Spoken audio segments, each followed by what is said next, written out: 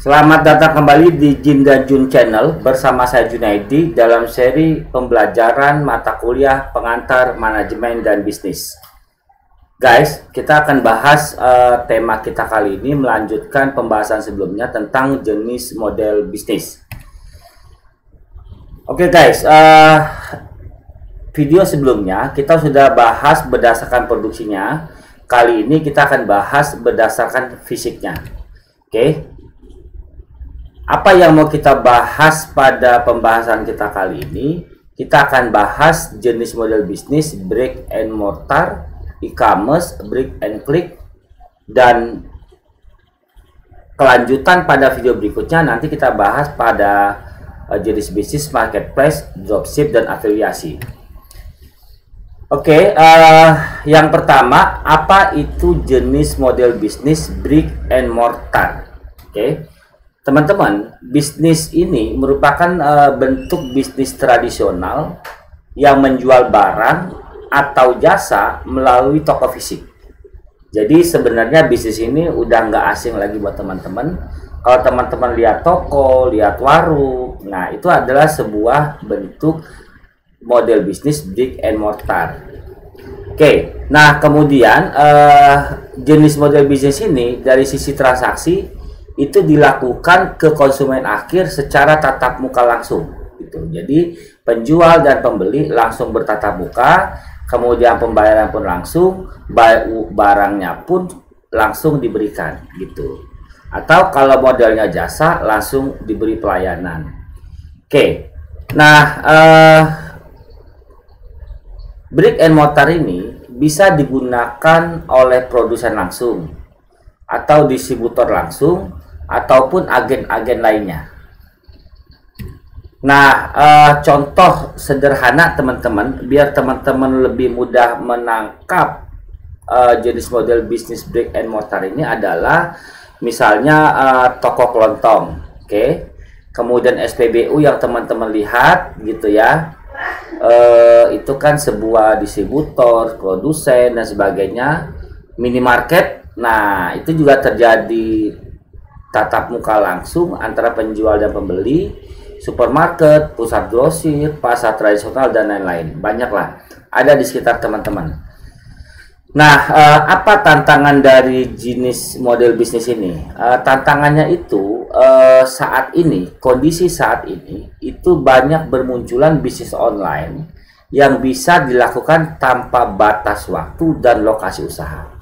Jadi maksudnya gini guys, bisnis yang selama ini sudah berjalan secara brick and mortar, tetap tradisional, itu sudah mulai terganggu guys di era saat ini dengan hadirnya berbagai bisnis toko online. Kenapa?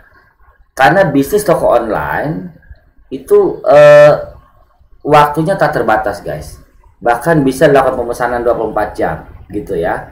Dan lokasi usaha pun jarak tidak jadi masalah gitu. Jadi kalau Anda di Jakarta lalu orang Surabaya pesan barang dengan online bisa saja gitu. Tetapi kalau model tradisional brick and mortar ini ya nggak mungkin dong orang Surabaya datang ke Jakarta hanya untuk beli sebungkus rokok misalnya, kan gitu ya. Nah ini dia, ini model brick and mortar. Oke, pertimbangannya apa yang menjadi pertimbangan jenis model bisnis ini? Kualitas produk, layanan, lokasi usaha, dan harga itu pasti sangat menentukan. Karena memang bersentuhan langsung dan barang itu dilihat langsung, dipegang langsung, ditanya langsung, didiskusi langsung. Nah, ketika teman-teman berhadapan dengan pelanggan, berhadapan dengan penjual, maka di sini tutut pelayanan prima, services, guys. Oke, lokasi usaha tadi sudah saya jelaskan bahwa jarak juga menentukan seseorang akan beli atau tidak gitu. Kalau ada yang dekat, kenapa harus cari yang jauh, kan begitu ya? Apalagi dekat harganya murah. Nah itu dari sisi harga juga menjadi pertimbangan guys. Oke, jenis model bisnis kedua adalah e-commerce. Oke, nah e-commerce ini yang tadi kita sebut sebagai bisnis online. Ini merupakan electronic commerce, oke? Electronic commerce di mana penjual dan pembeli melakukan transaksi secara online gitu. Jadi penjual pembeli tidak berhubungan langsung nih guys gitu ya. Kalau brick and mortar tadi kan ketemu langsung, kalau ini enggak gitu. Jadi secara fisik enggak ketemu. Nah, ini menggunakan pendekatan digital, dan ini muncul mulai marak seiring kemudahan akses internet. Nah, dulu kan internet itu sangat susah guys gitu. Jadi orang mau berpikir bisnis online mikir dua kali guys, karena pelanggan merasa nggak nyaman gitu. Tapi saat ini seiring perkembangan akses internet dan perkembangan teknologi smartphone yang begitu pesat, maka e-commerce ini semakin menguasai pasar itu. Oke, biasanya bisnis ini menggunakan website toko online yang memajang semua produk yang dijual gitu. Jadi dia bikin sebuah website itu ibarat sebuah virtual toko, gitu guys. Jadi kalau teman-teman punya toko, itu kan bentuk toko fisik. Nah, lalu toko ini dibuat dalam bentuk dunia maya yang kita sebut website. Nah, inilah yang disebut website toko online. Nah, semua produk bisa dipasang di situ, guys. Oke. Kelebihannya apa? Kalau toko tradisional, barang itu yang dipasang itu sebagian. Dan ketika customer ingin menanya sesuatu, dia harus minta kepada penjual, lalu penjual mengambil dan terjadi diskusi. Kalau nggak jadi dikembalikan, kalau jadi dibeli. Kan begitu ya. Tetapi kalau toko online, tidak melibatkan penjual, guys. Dia bisa klik katalog produk masing-masing, dan kalau cocok dia pesan. Kalau perlu ada bertanya lebih lanjut, dia bisa chat, bisa komunikasi. Nah, itu. Ini produknya toko online di mana semua produk bisa dipasang. Bahkan deskripsinya pun bisa ditulis. Oke guys, contohnya apa? Contoh gini, toko buku online gitu kan. Penjualan fashion online. Nah, biasa kan orang jual baju di pasar, di toko ada guys. Nah, kali ini ditaruh di toko online. Bisa. Penjual smartphone online gitu, itu banyak, dan lain-lain sebagainya lah guys. Oke. Nah, tantangannya apa untuk jenis model bisnis e-commerce ini? Tantangannya penilaian pelanggan dan banyaknya pembelian bersifat terbuka gitu.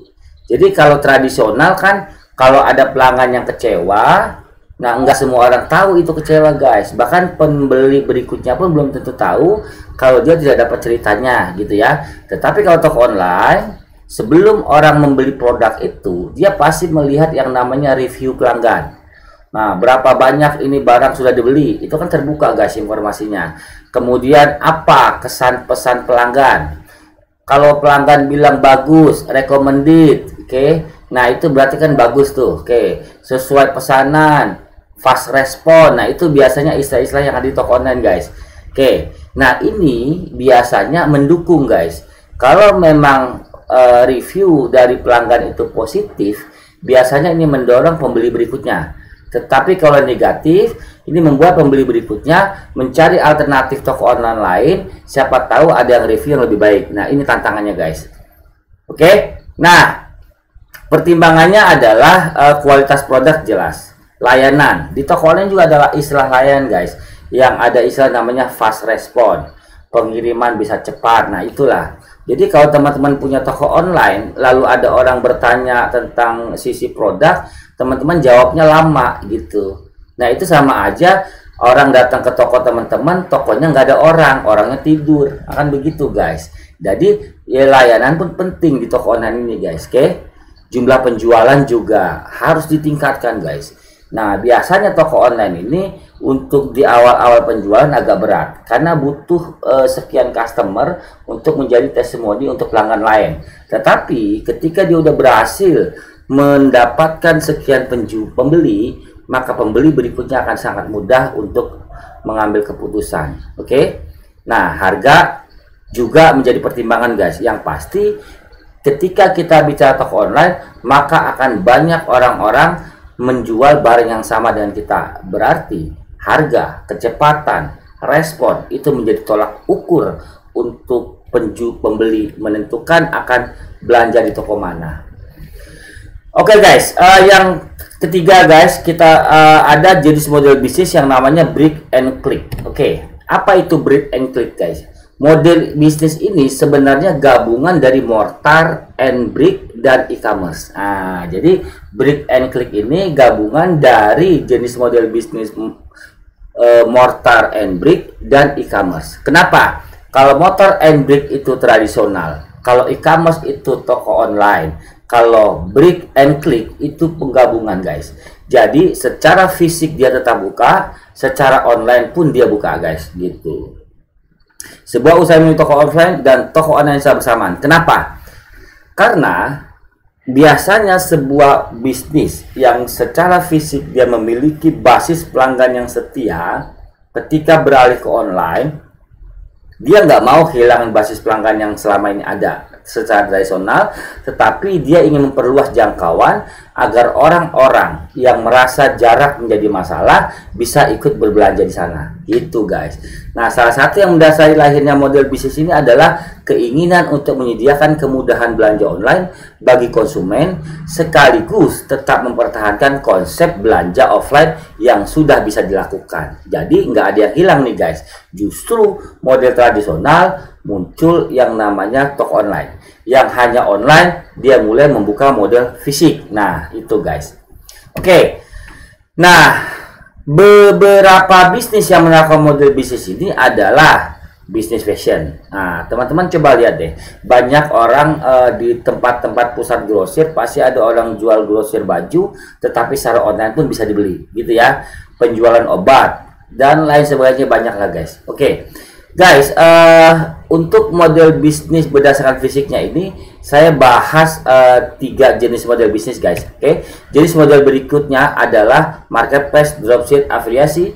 Akan saya bahas pada video berikutnya guys.